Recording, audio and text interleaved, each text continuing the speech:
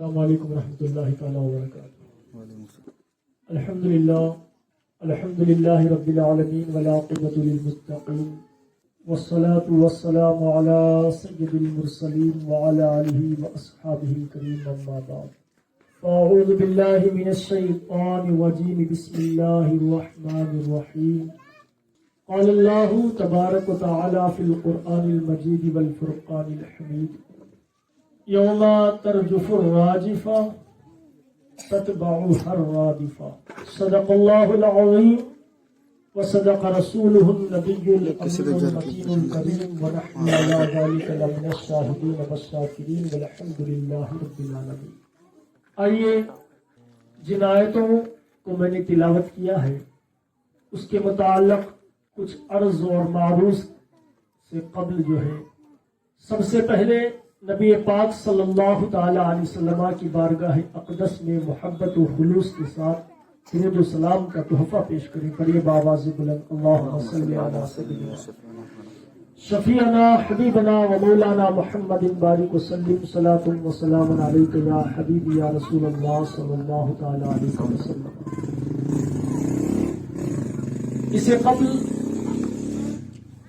بروز ہفتہ ہم تمام احباب نے اسی جگہ پر جو ہے سورہ النازعات کی ابتدا کی، اس کی تفسیر کی ابتدا کی، اور تقریباً 5 آیتیں ہم نے قرآن مجید کی اس سورہ کی تلاوت کی۔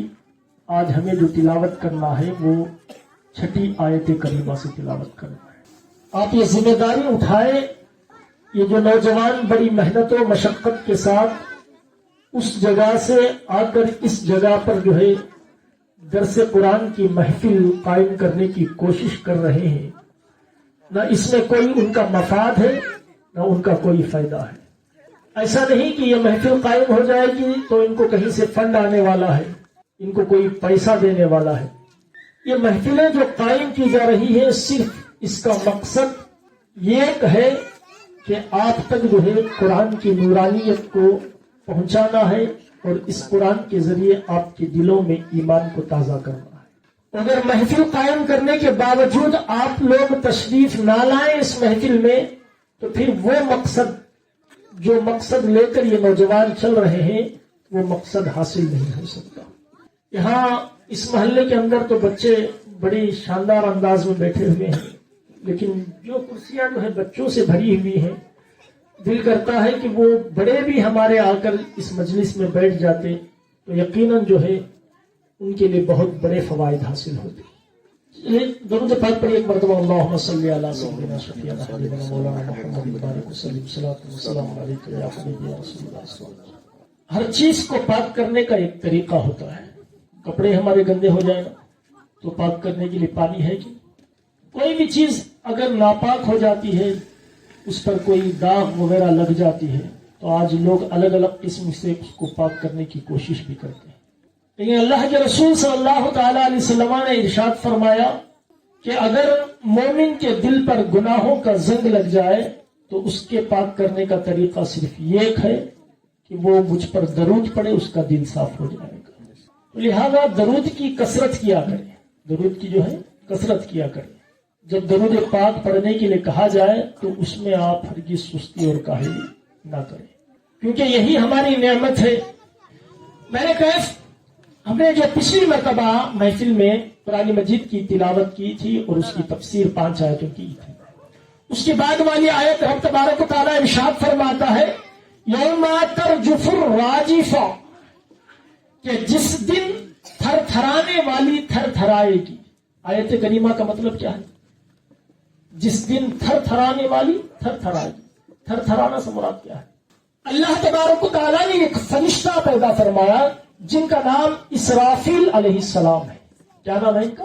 اسرافیل علیہ السلام۔ اللہ نے ہر فرشتے کو الگ الگ قسم کے احکامات دے دیے ہیں، ان کی پابندی ان پر لازم ہے۔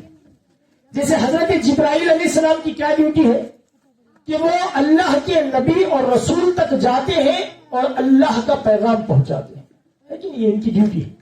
حضرت اسرائیل علیہ السلام کی ڈیوٹی کیا ہے کہ اگر کسی کی جان نکالنا ہو تو انہی کی ڈیوٹی ہے، یہ آ کر جان نکالتے ہیں۔ تو اسی طرح حضرت اسرافیل علیہ السلام کو اللہ نے ایک ڈیوٹی عطا فرمائی ہے. وہ ڈیوٹی کیا ہے؟ سور پھونکنے کی ڈیوٹی. کیا پھونکنے کی؟ سور. سور وہ جو آپ شنکھ دیکھیں نا، شنکھ جو سمندر میں ملتا ہے اس شکل کا ہوتا ہے، یہ شنکھ کی شکل میں ہوتا ہے، اور وہ اتنا حسین و جمیل ہوتا ہے کہ اس کے اندر ہیرے لگے ہوئے ہوتے ہیں. وہ حضرت اسرافیل علیہ السلام کو دیا جائے گا، اور جب اللہ تبارک و تعالی حکم فرمائے گا اس وقت وہ سور پھونکیں گے. کیا پھونکیں گے؟ سور پھونکیں گے. تو رب اس آیت کریمہ میں ارشاد فرماتا ہے جب حضرت اسرافیل علیہ السلام کو سور پھونکنے کا حکم ہوگا اور یہ سور پھونکیں گے تو دنیا کا عالم کیا ہوگا؟ تھر تھرانے والی تھر تھرائے گی. اس کی آواز سن کر ساری زمین کانپ اٹھے گی، سارے پہاڑ اپنی جگہ سے ہلنے لگیں گے، آسمان ہلنے لگے گا، سارے ستارے جھڑ جائیں گے. ایسا نہیں کہ وہیں ٹکے رہیں گے، سارے ستارے ٹوٹ کر جھڑ جائیں گے، سارے پہاڑ ریزہ ریزہ ہو کر زمین کے برابر ہو جائیں گے، اور ساری زمین ہر طرف سے پھٹ کر جو ہے الگ الگ ریزہ ریزہ ہو جائے گی. رب ارشاد فرماتا ہے وہ دن آئے گا کہ جب حضرت اسرافیل علیہ السلام سور پھونکیں گے تو ہر ایک شخص کانپ اٹھے گا. وہ آواز کو سن کر کیا کو ہر ایک شخص کانپ اٹھے گا. پھر ارشاد فرماتے ہیں، رب ارشاد فرماتا ہے تتبعو ہر رادفہ، اتنا ہی نہیں بلکہ اس کے پیچھے آئے گی پیچھے آنے والی. اس کے پیچھے آئے گی پیچھے آنے. اس کو سمجھے آپ.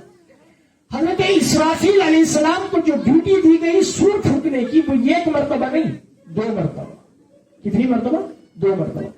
پہلی مرتبہ جب سور پھونکیں گے نا تو ایسی آواز نکلے گی جس سے ساری کائنات جو ہے ساری کی ساری، یہاں تک کہ آسمان، زمین، پہاڑ، ستارے سب کے سب فنا ہو جائیں گے. اور جتنے انسان جانور یہاں اس زمین کے اوپر ہوں گے وہ سب کے سب مر جائیں گے، سب مر جائیں گے. اس کی اتنی بھیانک آواز ہوگی کہ اس آواز کو سن کر سارے کے سارے لوگ فنا ہو جائیں گے. اب جب کچھ نہیں بچے گا اس دنیا میں، کچھ نہیں بچے گا، یہاں تک کہ سور پھونکنے والے حضرت اسرافیل علیہ السلام بھی اس دنیا سے فنا ہو جائیں گے. پھر اللہ تبارک و تعالیٰ کیا کرے گا؟ حضرت اسرافیل علیہ السلام کو حیاتی عطا فرمائے گا اور پھر سور پھونکنے کا حکم دے گا. دوسری مرتبہ سور پھونکے گا. وہی رب نے ارشاد فرمایا تتبعو ہر رادفہ، پیچھے آنے والی پیچھے آئے گی. کیا وہ پیچھے آنے والی؟ دوسری آواز. کیا؟ دوسری آواز. یعنی دوسری مرتبہ حضرت اسرافیل علیہ السلام کیا کریں گے؟ وہ تنہا ہوں گے اور سور پھونکیں گے. جب سور پھونکیں گے تو اس وقت دوسری سور میں کیا ہوگا؟ سارے لوگ جہاں جہاں مرے ہوں گے اور جہاں جہاں دفن ہوں گے وہ وہیں سے اٹھ کر جو ہے حشر کے میدان میں آ کر حاضر ہو جائیں گے. جتنے بھی ہوں گے. کسی کو سمندر نے کھا لیا ہوگا، ڈوب کر مر گیا ہوگا تو وہ سمندر سے اٹھ کر آئے گا. کسی کو شیر نے چیر کر پھاڑ کر کھا لیا ہوگا تو وہیں شیر کے پیٹ سے نکل کر آئے گا وہ. یہاں تک کہ سب کے سب جو ہے جس انداز میں مرے ہوئے ہیں اس انداز میں اٹھیں گے. اٹھ کر جو ہے بارگاہ رب العزت یعنی حشر کے میدان میں سارے لوگ صف در صف جمع ہو جائیں گے. پھر کیا ہوگا؟ رب ارشاد فرماتا ہے قلوب یومئذ واجفہ، قلوب یومئذ واجفہ، کہ وہ دن کیسا ہوگا؟ حشر کے میدان میں سب جمع ہو جائیں گے لیکن اس دن ہر ایک کا دل خوف زدہ ہوگا.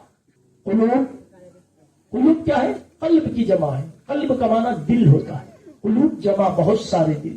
یعنی اس دن بہت سارے دل جو اس دنیا میں رہ کر نیک کام کرنے کے بجائے بد افعالی میں ملوث ہو گئے، یعنی برے کام کرتے کرتے اپنی زندگی بسر کرتے رہے، انہیں پتا چل جائے گا وہ دن کہ یہ سچا دن ہے کہ آج فیصلے کا دن ہے. تو وہ فیصلے کے دن سارے لوگوں کے دل جو ہے گھبرا رہے ہوں گے کہ آج ہم کھڑے ہو کر رب کی بارگاہ میں کیا جواب دیں. ہر یہ کانپ رہا ہوگا.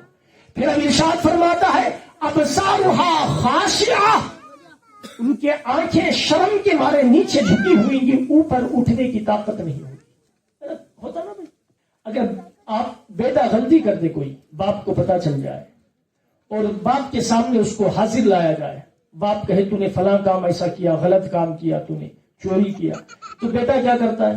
نگاہیں ملانے کی طاقت نہیں ہوتی. بیٹے کو نگاہ ملانے کی طاقت نہیں, صرف زمین کی طرف دیکھتا رہتا ہے. اسے کہو سر اٹھاتا نہیں. کیوں؟ وہ شرمندہ ہے, وہ خود کو معلوم کر رہا ہے کہ میں گنہگار ہوں, میں اچھا کام نہیں تھا چوری میں کر بیٹھا ہوں, اب میرا باپ ڈانٹ رہا ہے تو کیا کروں. یعنی اس کے پاس اتنی طاقت نہیں ہوگی کہ سر اٹھا کر اپنے باپ کے سامنے بات کر سکے. رب کہتا ہے کہ ابصارھا خاشعہ, کہ اس دن بھی حشر کے میدان میں بہت سارے لوگوں کی آنکھیں جھکی ہوئی ہوں, شرم کے مارے. ان سے جب پوچھا جائے گا کہ تو نے فلاں کام کیا تھا, تو نے زنا کیا تھا, وہ نگاہ اٹھا نہیں پائے گا. تو نے جھوٹ بولا تھا, وہ نگاہ اٹھا نہیں پائے گا. وہ رب کہے گا تو نے حرام مال کھایا تھا, تو نے سود کھا کر زندگی بسر کی تھی, تو وہ سارا جب ہمارا سب کچھ بدعمالیاں باہر آ جائیں گی نا, تو ہمارے پاس طاقت نہیں ہوگی کہ نظر اٹھا کر رب کے سامنے ملا کر نظر بات کر سکے. نہیں, سب کی سب نگاہیں ہماری جھکی ہوئی. پھر آگے رب ارشاد فرماتا ہے یقولون انا لمردودون فی الحافرہ. یقولون, سرکار اقدس صلی اللہ تعالی علیہ وسلم سے کافر کہتے تھے, جو کافر تھے نا مکہ کے, کیا کہتے تھے حضور سے؟ یقولون, یعنی سب لوگ کہتے تھے کافر, کیا انا لمردودون فی الحافرہ, کہ ہم مرنے کے بعد اپنی قبر سے پھر واپس آ جائیں گے.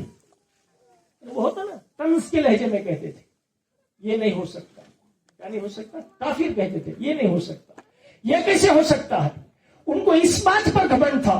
کہتے ہیں آگے رب کہتا ہے اذا کنا عظاما نخرہ, جب ہمیں قبر میں ڈال دیا جائے گا ہماری ہڈیاں تو گل جائیں گی, تو اس وقت ہمیں کون اٹھائے گا؟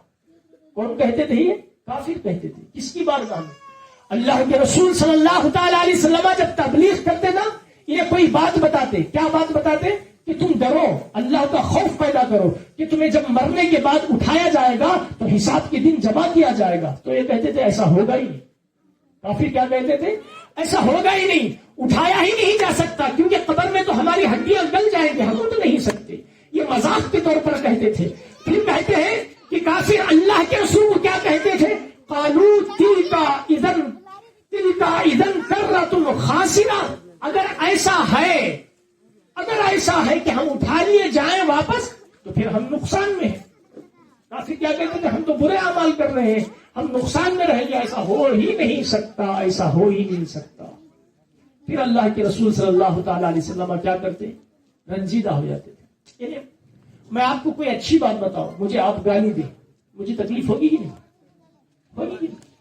اللہ کے رسول کافروں سے جب حق بات بتاتے, سچی بات بتاتے, تو اسے جھٹلاتے, تو اللہ کے رسول کو کیا ہوتا؟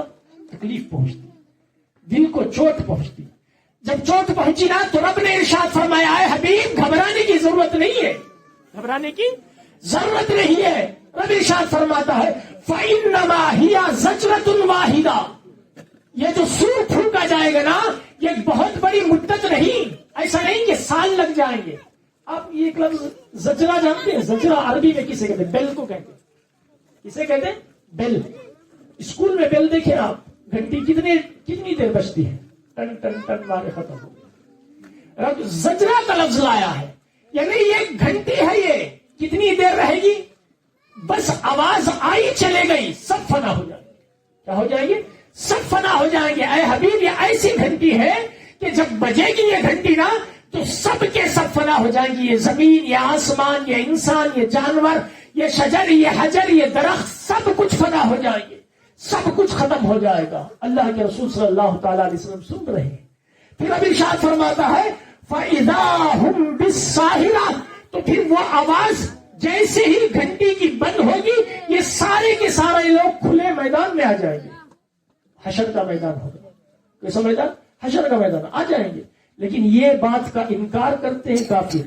آپ پریشان نہ ہو. پھر رب نے کیا کیا؟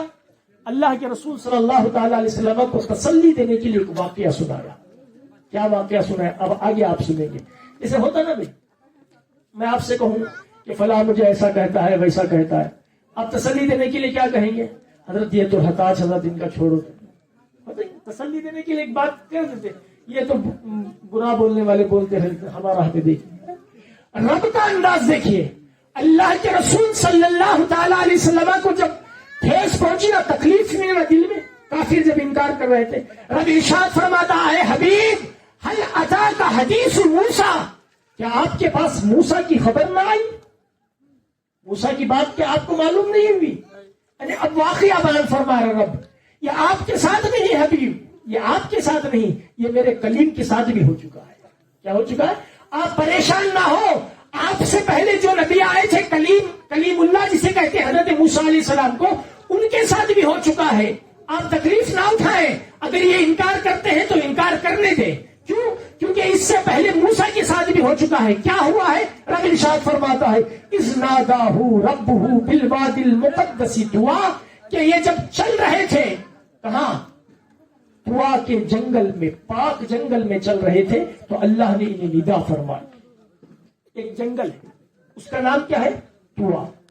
اب زمانے میں مشہور ہے نا، حضرت موسیٰ علیہ السلام طور پہاڑ پر گئے تھے۔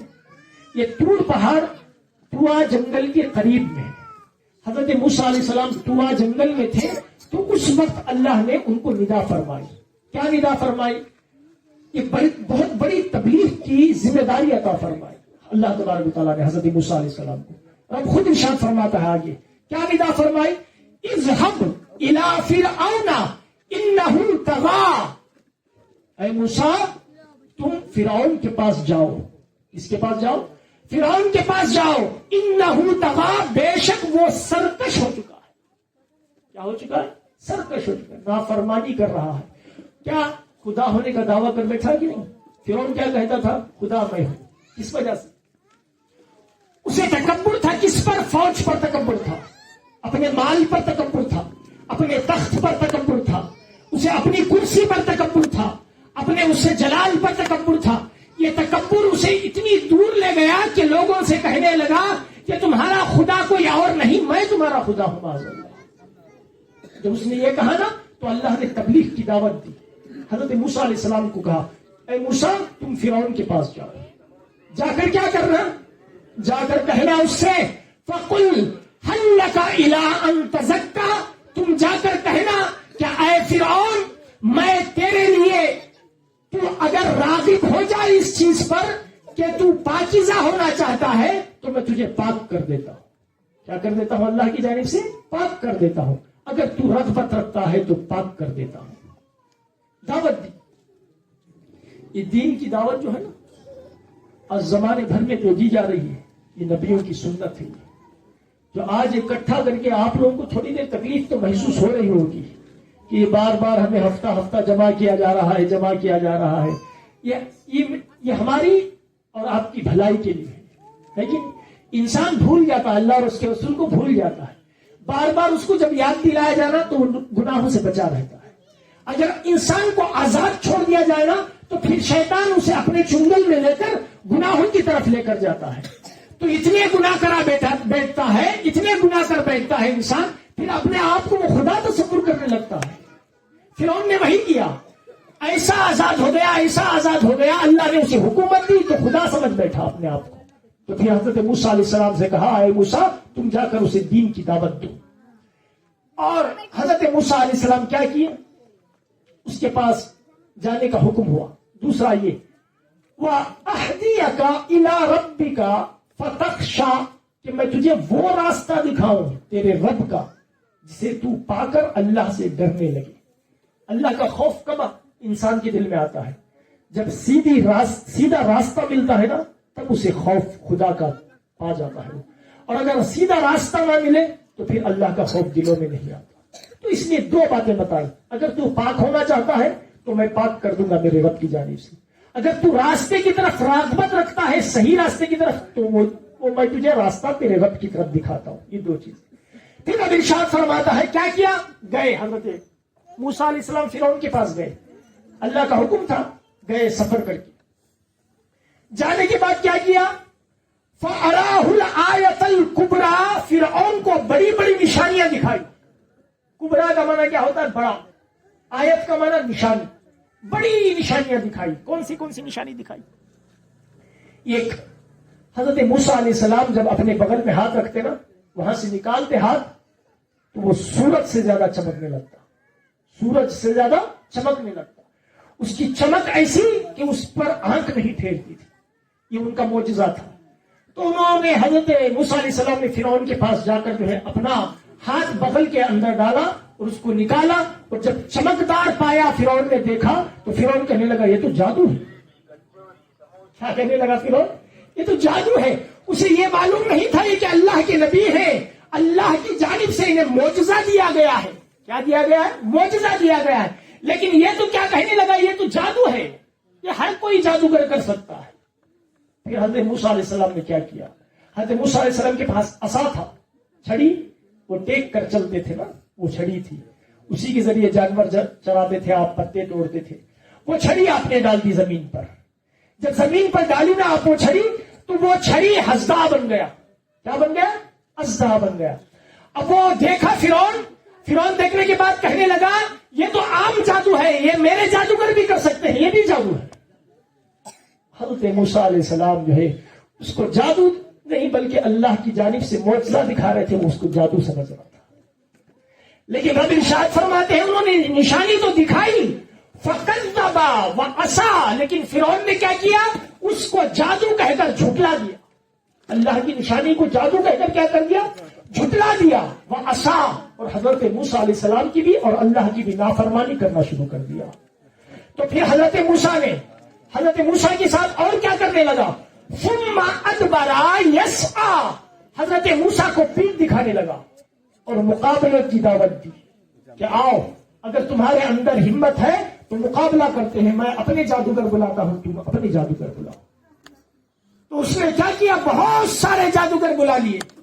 حضرت موسیٰ علیہ السلام نے جو معجزہ دکھایا اسے جادو سمجھ رہا تھا یہ نادان. بہت سارے جادوگروں کو بلایا. خود رب ارشاد فرماتا ہے فَحَشَرَ فَنَادَى, لوگوں کو جمع کیا, جادوگروں کو جمع کیا, اور جمع کر کے کیا لوگوں کو پکار کر کہنے لگا. نادا